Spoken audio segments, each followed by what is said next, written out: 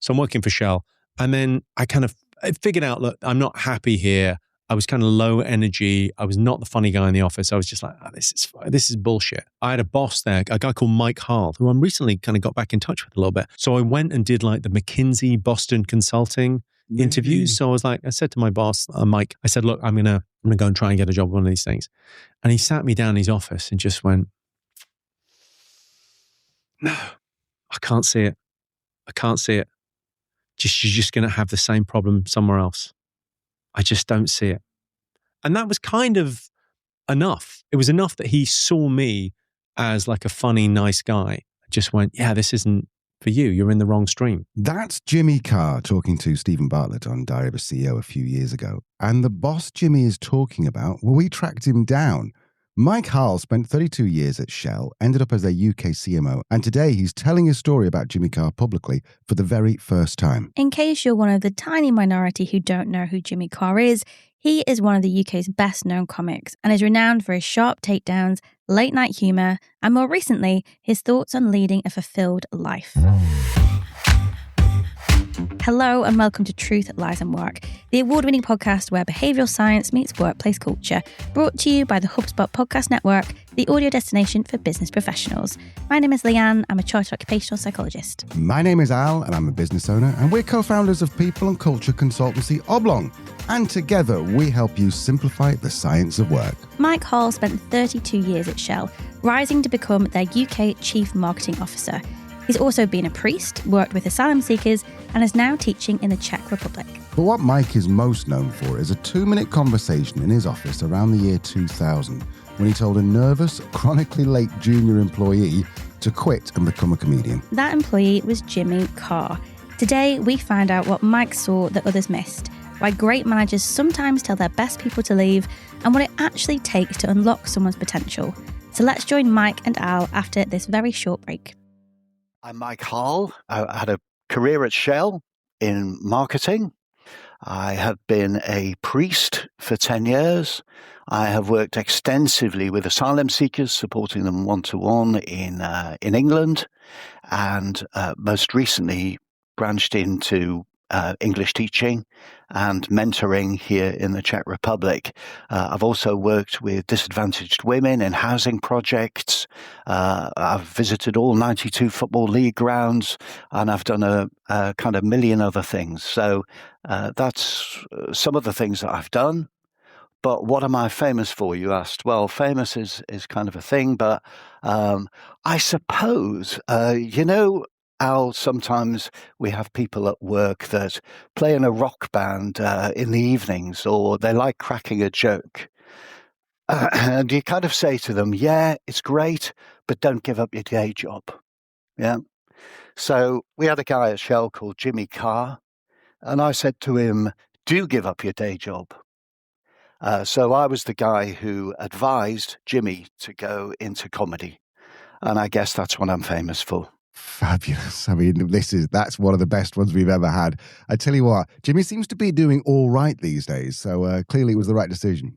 Yeah, I mean, I think he's done obviously astoundingly well, and it's hard to relate to that kind of nervous early 20s guy that I spoke to on that day. But yeah, I mean, it gives me great joy to see that. Well, we're going to come back to the nervous early 20s guy in a second. Sure. Before we talk about Jimmy Carr, we want to talk a little bit about you. So tell us, you were at Shell. What year are we? Give us the timeline when you were at Shell and when you started and when you finished. Yeah, I started in 1976. I kind of joined Shell from school. I had a good education in Newcastle, went to grammar school. I joined Shell, though, instead of going to university. They sponsored me through a degree course in business and later through an MBA at Manchester. So they were great to me and helped me find my feet after some really horrendous exam results, back at school. I was great at two things at school. I was brilliant on the flute and swam, really like a fish. Apart from that, the rest of it kind of passed me by. So I was really, pleased to get the opportunity with Shell. That was 1976. And I finally left Shell in 2008. So, gosh, that sounds like a 32-year career at Shell. My big break if you put it that way, was getting the job of marketing manager for the UK, which happened in about 1994 through to about 2002. So I did that job for maybe 8 years or so. So in contemporary parlance, you would say I was the CMO of Shell in the UK. And that was, a kind of a big deal. That was to do with petrol prices. It was to do with shops. It was to do with loyalty programs. I was responsible for the brand in the UK, blah, blah, blah. It was a big job. I was thrilled to get it and, loved doing it and working alongside some very talented people, particularly young people, and developing a talent pool. So that's the kind of time frame that we're talking about. Jimmy was towards the back end of that, sort of 98 to 2000. Jimmy left at the beginning of 2000. Okay, so let's go into the beginning of Jimmy's career. So you said, I don't think you used the word awkward. I think you said, what was the phrase, the way you described him as something 21-year-old? Probably nervous. Yeah. No. Yeah. So nervous 21-year-old. And I have seen pictures of him when he was a teenager, and he's definitely changed his image slightly since then. Yeah. Did he join directly on your team? He did, actually. Yeah. I mean, back in those days, Al, joining Shell from Oxford or Cambridge, I mean, Jimmy was from Cambridge University, was kind of, like the best thing that you could do. May not be so now, I don't know. But it was good enough for Liz Truss. She joined from Oxford. So did William Hague. So there was a kind of pattern. I mean, you wouldn't have thought William Hague, Liz Truss, and Jimmy Carr had much in common, but they all joined Shell from Oxbridge. So there was a kind of pattern and a flow to that. And there was a central recruitment body in Shell Centre, and they were in touch with me and said, Mike, we've got this bloke for you. We think marketing would be a good place for him to kind of start. Would he come or can he come over and see you? So we did that. And, on that, maybe 1998, sometime, Jimmy Carr walked in my office for the first time. And, I said nervous. I mean, I would say that Jimmy kind of was struggling with the reality of what he'd just done. Like, why am I here? How have I ended up, in this place, doing this kind of job? So I think even in that first meeting, he expressed some confusion about that. It was kind of strange. He was nervous. He was apprehensive. He was trying to say the right things, but it wasn't quite coming out brilliantly. I gave him a job in marketing and sort of helped him along through that over the next couple of years. But he was hesitant, and there was a sense that, am I a fish out of water here? Jimmy had a very loose connection with the reality of working life. What you'd expect from a keen young graduate is, polished shoes, a good suit. Now, Jimmy always had a good suit on. But he was quite frequently 3 hours late if he came in at all, particularly towards the end. So, it was like kind of we had to be a little bit grateful that he was there at all. So he was inconsistent, lacking in commitment, but a great person to have around the office because people liked him.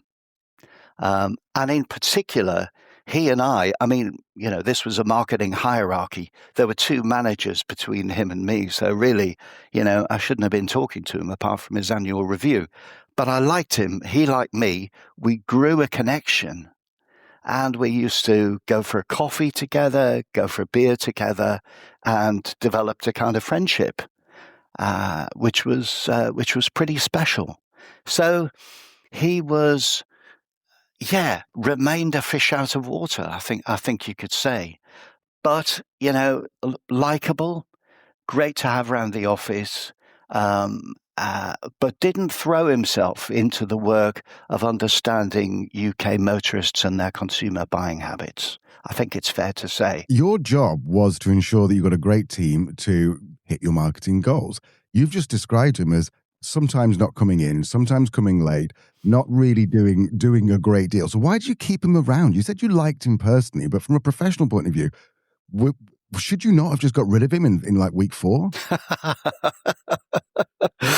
Well, I don't know. I suppose week 4 we were still trying to work out, whether this pattern would become more consistent or not, or whether we'd just put him in the wrong job. I don't know. But yeah, I mean, I can't say the thought didn't cross our minds, but he was, great fun to be around. I want to talk a bit more about that relationship that he and I had, which was kind of unconventional. Because normally, there would be other, intervening managers who would kind of handle Jimmy, but they didn't know what to do with him either. So he and I used to, as I say, go for coffees or go for a beer. At that time, I was going through some significant difficulties of my own. My wife had a terminal illness. I had a young son. Things were really tough for me. And he was finding his way. So he, at those coffees, he used to share, his doubts. There was a vulnerability there, on both sides. And sometimes I use the analogy of the water level on the iceberg. And the lower the water level gets because of circumstances, the more of the iceberg you see. And the water level between me and Jimmy got very low. So there was a lot of, who we were as human beings on show to each other. So there was a shared vulnerability and a willingness to kind of exchange at a deeper level than just, manager and kind of subordinate, to use an old-fashioned phrase. So we used to talk about pretty much everything. He was struggling to find a girlfriend at that time. We would talk about that type of stuff. My wife's condition, you name it. It was great. It was all up for grabs. So in a sense, it was natural for him to be talking to me about his options for the future. I think in one of Jimmy's books, I think he mentioned he didn't know his dad and he'd just known his mum, or dad wasn't on the scene. I remember that. So do you think that you were kind of a proxy father figure to him, perhaps, or is that a bit too obvious a question? I don't know. I can't really answer that, except to say that, yes, he had a difficult relationship with his dad, and I think he's documented that pretty well in his book about 18 months ago, Before and Laughter, in which he talks about these episodes very openly, and I may say very accurately. So I think I was the right person to give him advice at that time, and I'm not sure he had anyone else. Let's put it like that. So it was kind of me that he came to for the big life advice at that particular moment. There was a respect. There was, I was kind of more than his boss. I mean, I suppose you could, in retrospect, say, was it an example of my weak boundary management in terms of, but I don't, life felt too short for all that. Let me talk about this boundary, because I don't think there are many junior execs in Shell today who go for a beer with the CMO. I think it started when we discovered we had shared interests. He was very interested in music and the entertainment world. In my earlier days, I said that I'd been very good on the flute. I'd done quite a few West End shows, Starlight Express, that type of thing, playing the flute as a sort of semi-pro musician. He was kind of really interested in that world. My brother was a professional musician who was about the time that I was with Jimmy. My brother was recording a major album with Elvis Costello, and he'd just finished working with Paul McCartney. And I was kind of meeting Elvis Costello, hanging out with Level 42, that sort of thing. This was, And Jimmy loved all that. He loved hearing about that, and he kind of engaged with that entertainment side. So that's not a normal thing for a boss and a subordinate kind of junior guy to talk about. But we found there was a connection. I remember, I think he worked, or a mate of his worked at Our Price Records, on Piccadilly Circus, and had one of my heroes, Tony Bennett, the Frank Sinatra equivalent singer, going there on, and Jimmy got me Tony Bennett's autograph on a CD, which I was pretty thrilled about. So he was kind of up for that sort of thing as well. So yeah, he liked talking about entertainment. He related to me and the world that I was inhabiting outside of Shell. So was there a sign even early on that he was destined for other things? Well, there was certainly a sign he wasn't destined for Shell. There are plenty of those. I think he got curious. One of the things that I most value about people is curiosity, and it's your curiosity that's the reason I'm on this podcast now. So I really value curiosity in people. And Jimmy was curious about what it would look like if he tried stand-up comedy. Would it work? Did it matter if it didn't? Could it lead to something? These were the kind of questions that he was asking at that time.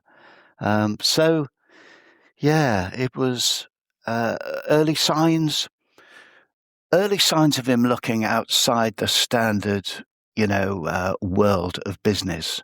And I think it's great that someone at 24, 25 can quickly realize that this life isn't for them.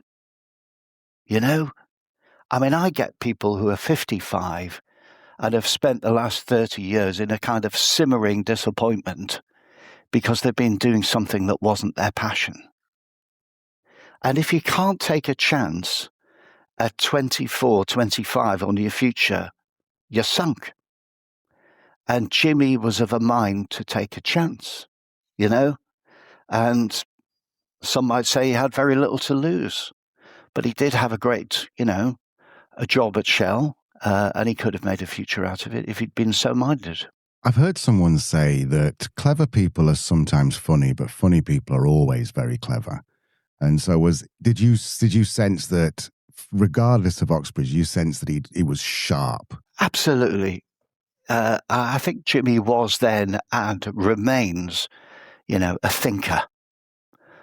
You just read the kind of people that he likes knocking about with these days. Jimmy is a thinker. He thinks deeply about things. And at that point in time, he was thinking deeply about his future. It wasn't a casual thing. It was kind of, this is a major life decision that I'm about to take, or that I could take, the option in front of me. So he had an innate intelligence, a sharpness, a wit. Of course, in most offices, there are lots of funny guys or girls around, and Jimmy was one of those, maybe a bit above the average. But it was still a significant leap of faith to be talking about going and doing a gig in a pub. Well, let's get into that. So that's the moment. So I believe I've written down here 1998 to around 2000. 2000 was the time that you must have had the conversation with him about this. So how did it start? Did he start it? Did you start it? Jimmy came to me and said, "Hey, Mike, can I pop in your office for, half an hour later on today and just talk about something?" And I said, "Of course, feel free, 2:00. So there he is. I'm in the CMO office there. And Jimmy came in, sat down, and I kind of remember that what he was saying was, "I've got a great opportunity here in front of me, Mike, and I don't quite know which way to go." He said, "I've just been offered a job with Boston Consulting Group, BCG. Big name then, probably a massive name now. It was, McKinsey, BCG. This was kind of the place to go." And he said, "I'm thinking about taking it and leaving, What do you think?"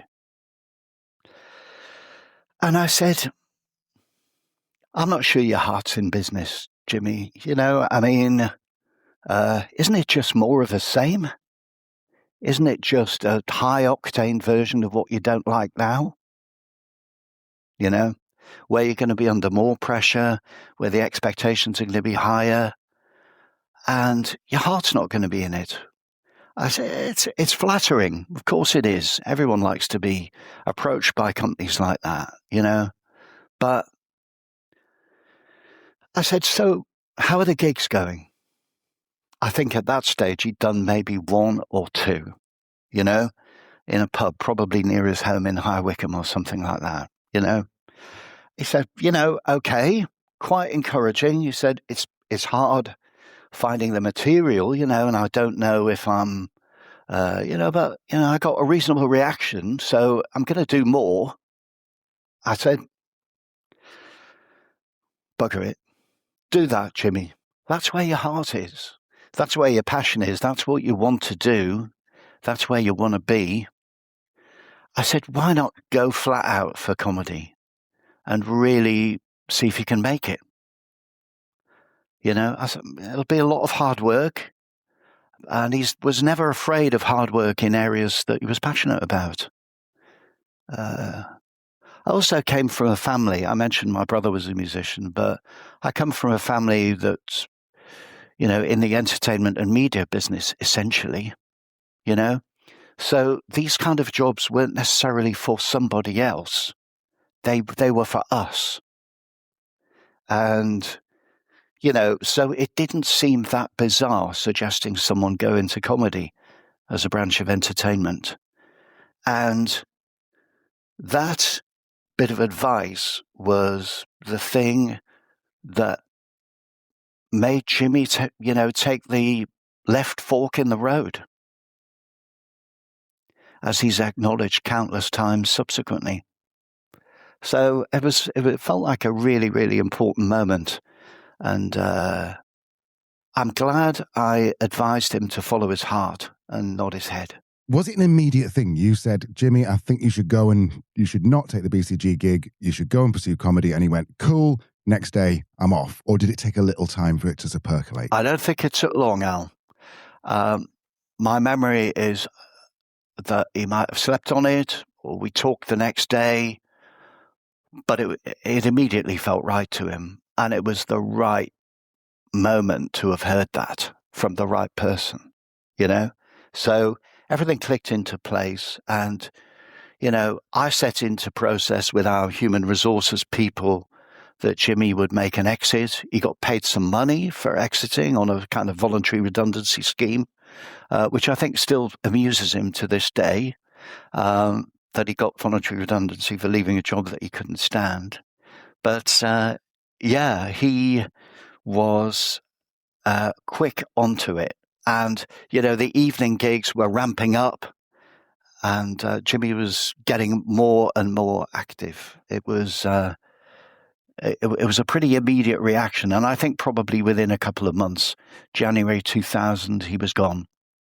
And I remember, I think I moved on maybe, or I was out of reach for some reason.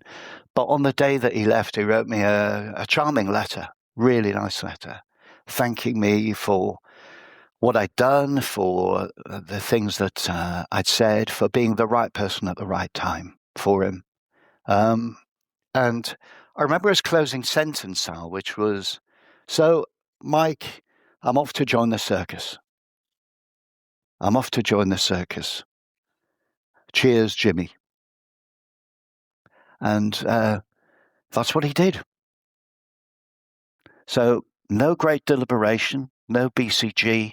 Jimmy was off to join the circus, and he's still there. Most managers would never do something you've done there because they'd either want to keep someone like Jimmy because even though they weren't great at the job, they were still like, obviously, people liked them around the office. Sure. Or there's perhaps a little bit of professional jealousy of going, well, I'm going to stick here in Shell and you're going to go off and do an exciting, like you're going to be a comedian. What made you put Jimmy's career first over what you actually needed as a manager? I wanted to do the best by a human being, I think as a manager and as a person, as a leader, I always had a high regard for everyone's humanity and the dignity with which we deal with them at work, and that's why, as I mentioned earlier, I've been working with asylum seekers, why I work with software developers now here in the Czech Republic, why I worked with, all sorts of people, because I believe, in the equality and humanity of all people. And I believe, that they need to be dealt with dignity and with agency in their own situation. And I think that's what I was doing for Jimmy. His road at Shell had come to an end, but I wanted the best for him as a person, even if I took a little bit of a knock for, how did you let that, slip through your hands, Mike? Or, what the hell have you advised Jimmy to do here? I was prepared to take that here. I was the best marketer they had. Where's this come from, this belief that everyone should be happy at work, where everyone should be treated with dignity? Where's that come from? I think it came from my dad, probably, I mean, at the end of the day, most things do, or a lot of things can. So my dad was a socialist, in his early days a communist. He was strong on doing the right thing by people. He managed in later years a furniture manufacturing company in the northeast of England with a few thousand employees. And he was great with the unions because he wasn't trying to screw them. He was trying to get fairness in employment with the people that worked for him and that were committed to him. So I think that was ingrained in me from a very, very early age. And, through my own, political principles, my own spirituality as well, doing the right thing by people, wanting individuals to flourish, to me was an important element of leadership. And I think, nothing that's happened subsequently has changed my mind on that. I still think that's what makes a great leader. If the people around them flourish, You later became a priest for a while. Yeah. And if I remember correctly, that was one of the possibilities of early Jimmy was to become a priest. Did you ever talk about that kind of thing? He had a sort of gentle Roman Catholic spirituality. Mine was Protestant, Church of England, but I suppose we did touch on it. And I seem to remember that his mother was quite a committed Roman Catholic. So it was something that he didn't dismiss. It was something that was real to him. But if you like, my own excursion into the church, which lasted 10 years, was something that happened later on when eventually I became, bereaved and was struggling with the whole issue of how to raise a child on my own, how to embed ourselves in a community, and how to, if you like, share what I'd learned from my tough experiences with other people and help them through all sorts of difficult situations, old age, infirmity, suicide, bereavement, mental illness, etc. And to me, that's what being a priest in the community was about. So that was a really sort of, felt like quite a fruitful time. I also later on, after a number of years alone, met my second wife through it. So that was kind of an added advantage. Was there anyone else in your career that you managed or worked with that you've done something similar and encouraged them to go in a different direction? Yeah, that's a good question. Working with, I've always had those projects going on with people. I've always had those kind of mentoring relationships. There's a guy that I'm supporting now back in Bournemouth who is a Cameroonian asylum seeker who's just got permission to remain in the UK. And I'm trying to help him launch his football career. So that's an example of someone who I'm trying to find a way of helping him unleash his talent. I'm also working here in Brno with a very talented marketing consultant who's working on truth and reconciliation projects between the historic conflicts between Czech and German people, a really, really talented woman. So, you know, and there are a string of other people like that where I think, yeah, I love their energy. I see their heart. I can help them, if you like, take away some of what I would call self-limiting beliefs about what's possible. And, you know, that phrase, self-limiting belief, is, I suppose, what I took away from Jimmy Carr that day.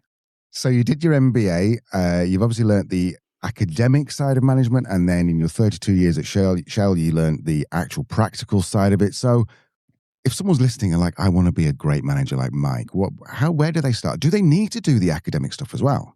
I can't say whether everyone should do an MBA or not, but I can say for me, it opened up a world that I didn't know existed. So up until that point, I'd been, you know, marketing this, marketing that in Shell. I kind of understood how it worked, market research, product development, you know, diddle. But as I moved and saw the potential for leadership positions, I needed more of a framework other than being just suddenly made a boss who was, you know, dealing with people in the best way that he or she could. I needed a kind of theoretical framework. I needed some ideas to pin that on that would help me understand what I was doing and how to get the best out of people. So for me, doing an academic qualification at a good business school, not any business school, but a good one, where there was a real freedom to explore ideas, in particular organizational culture and leadership in my case, and to read widely on the subject. I mean, I was reading people like Ed Schein, Linda Smrčić, and Gareth Morgan at the time. And, you know, that was kind of taking the scales off my eyes in terms of what was possible. So I can't recommend that for everybody, but for me, it was a breakthrough 3 years. What advice would you give to someone who's perhaps a younger manager who does want to rise up the ranks you've done, but also do it in a nice, steady, respectful way? Work out whether you want to be a manager or a leader. You know, when I think of management, Al, I think of someone that gives people objectives, that prioritizes, that allocates resources, that monitors progress, that reports, that, you know, this kind of stuff. To me, that's the work of management. And, you know, we've all got to do that stuff. A leader is something different. A leader is someone, in my book, that helps individuals and teams create meaning in their work so that what they're doing has an importance and a relevance to them and maybe even beyond them, that they find meaning in what they're doing, they find a validation, they find a purpose that overrides progress through the ranks or a salary increase or good feedback from the boss. So to me, work out whether you want to be a manager or a leader. If you want to be a manager, then great. There are lots of courses you can go on that will teach you that sort of stuff. If you want to be a leader, you've got to think more widely than just being a manager. You've got to read more widely. You've got to study more widely. You've got to work out who you're trying to be, who are your role models, and how you're going to go about developing the skills to create meaning for other people. Can you tell me more about developing meaning for other people? I don't think a lot of people understand exactly how you go about doing that. People talk about, you know, that an individual's objectives have got to overlap with an organization's, and if there's a good fit, and, you know, so on and so forth. I think it's about bringing it back to people and saying, okay, how is what we're doing here, even if it's understanding the UK motorist, how is that helping you grow as a person? You know, how is that helping you develop intellectually? How is it helping you get more creative, maybe in the way that you segment markets or collect data about consumers or develop relevant products? How's it helping you get more creative? How's it, giving you a spring in your step when you get out of bed in the morning? How is it something you'd be proud to tell your kids you were involved with? How did it change and make the world a slightly marginally better place? Those are the kind of questions that you can ask yourself. I can't give the answers to everyone about how to create meaning, but it does involve thinking beyond the obvious, reading beyond the obvious, listening and observing beyond the obvious. There was a period of time, I think from my memory about mid-90s onwards, where Shell as a brand weren't the good guys. And we're not going to go into exactly why, but at that period in time, how did you manage to keep people feeling positive about the work they were doing when there were so many headlines and it felt like you were the bad guys? Yeah, there were things happening in the wider Shell that were uncomfortable, especially to young people who were maybe politically conscious. There was stuff going on, sadly, in Nigeria and with the Brent Spar incident that, the brand took a hit at that time. At the same time, from a marketing point of view in the UK, we were becoming a more and more useful brand. We started selling different types of petrol. So, guys and girls with high-performance cars, found there was a new petrol that would serve their needs. We were trying to get more competitive on price, closer to the supermarkets. We were developing shops and, catering to many, many, kind of more of their needs than ever before. We were one of the first ones in with air miles, loyalty programs. We were a pretty useful brand. And at that sort of forecourt marketing level, we had a pretty good reputation. I must tell you a story about that, though. There was one sort of strange, for every Jimmy Carr moment, there was an equivalent thing where my decision was bad. And I remember being approached about that time, late 90s, it would have been by a guy called Dietrich, who was the guy behind Red Bull. Red Bull at that time was really struggling to find its way in the UK market. And Dietrich used to regularly give us a ring and say, Mike, how about if I gave Shell exclusivity, like exclusive outlet rights for Red Bull in the UK? You've got a lot of truck drivers. They're tired. They want an energy drink. At that time, energy drinks didn't exist as a category. So this was all quite speculative. And, at that time, talking about bad decisions, we were very involved with promoting Virgin Cola. So I'm the guy also, I might have said yes to Jimmy Carr, but I also said no to Red Bull. And, take your pick, which was a great decision or not. So I went with Virgin Cola and not Red Bull. But Red Bull found their own way. They started marketing through clubs to clubbers, essentially. And that they found their way in marketing terms. And we weren't about to be the guinea pigs for that. But that was something that I look back and think, that could have gone differently. And there was part of that also that we were so bloody busy. And, when opportunities come across your desk and they're flying in from left, right and centre, it's difficult to always give attention to the right thing. What I would say about the Jimmy episode, though, is if I hadn't had time for him, we wouldn't be where we are. So as a manager, leader, the second bit of advice I'd give you is to make sure that you're not stingy with the time that you give special people and people in general. Make sure that you've got time available, whatever it takes, to listen to them. Well, that's a nice segue, listening to people, because you left in 2008, and since then, over the last, what are we up to, almost 19 years, 18 years, you've done an awful lot. So you've been a priest, you're now helping with lots of different projects. Talk me through the timeline. 2008, you left, and then what happened next? Yeah, I left in 2008. My first wife had died in 2004, so I was bringing up my son on my own, with a bit of help from a absolutely wonderful mother-in-law. So that was kind of a tough time. I was drawn into the church at that time. She'd had a strong faith. I hadn't, but there were lots of light bulbs went on at that time, and I got involved and very rapidly moved through training, which is a long process into the church, and became a priest in the Church of England in southwest London.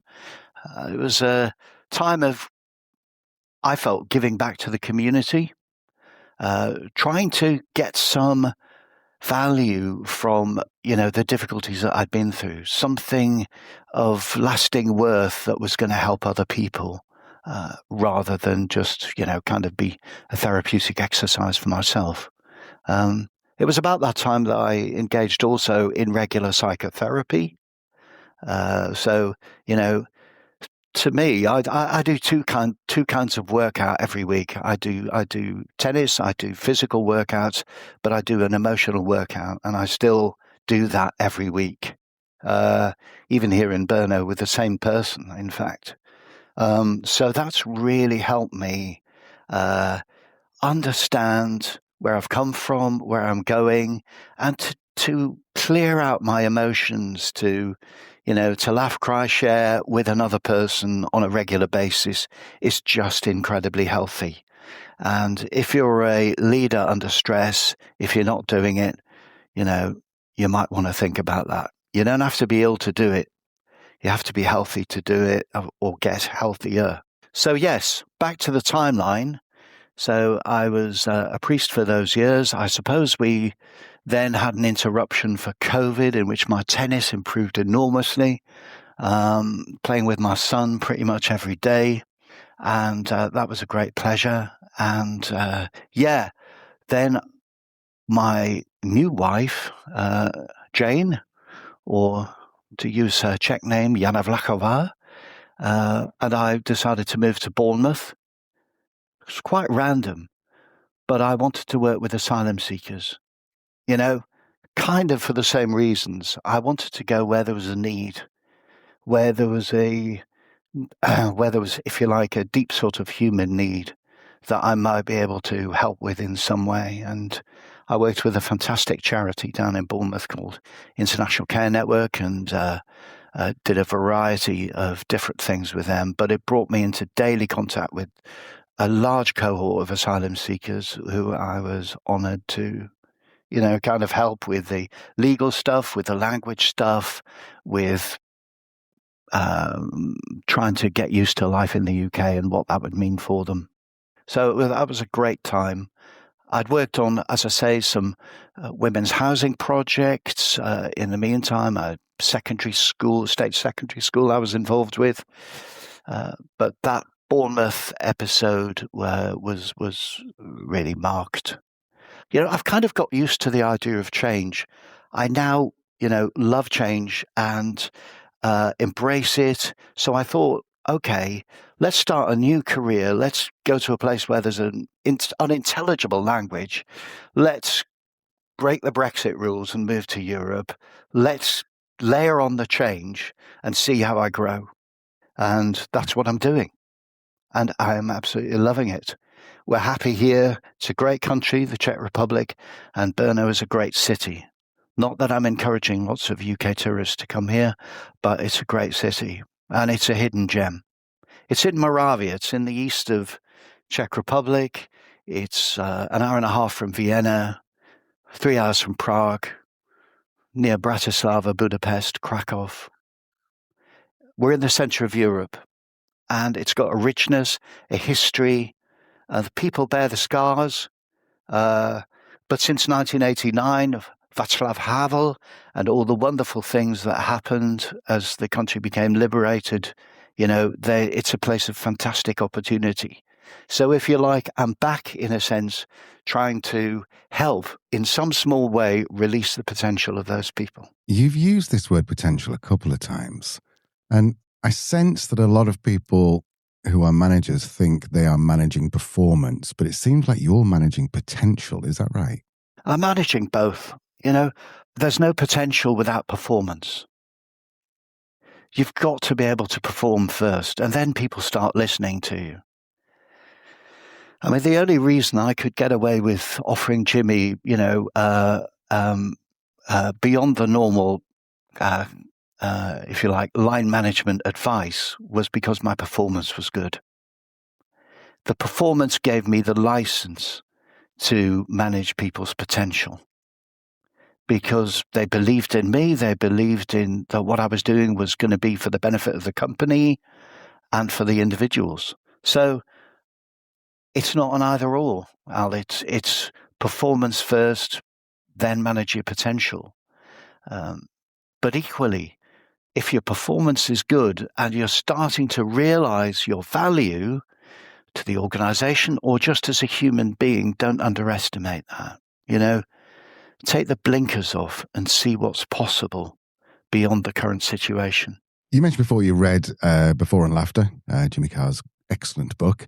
Not at all what I expected, to be honest, but really enjoyed it. Have you been to see him recently on any of his gigs? I haven't. I'm afraid I haven't been. He and I were in touch last year. We had a warm conversation. I mean, to be honest, he mentions me so much these days that people, my mates are all saying, "Oh, blimey heck, Jimmy's been on the radio. He's talked about you again." I'm grateful for the continued acknowledgement. I don't earn a cent from it. It's great, that that's happened.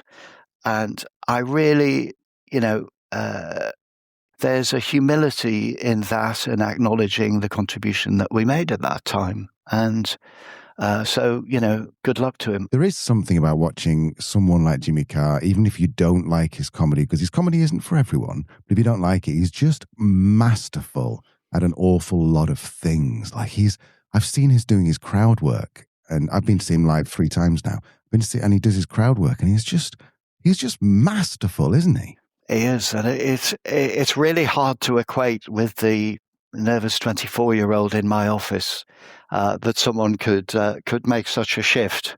So I guess if we're talking about managing change, then Jimmy would be a good person to speak about that. I'm very, very pleased. Yeah, because I don't know where he'd be if he'd stayed at Shell, Al. Things wouldn't have gone so well.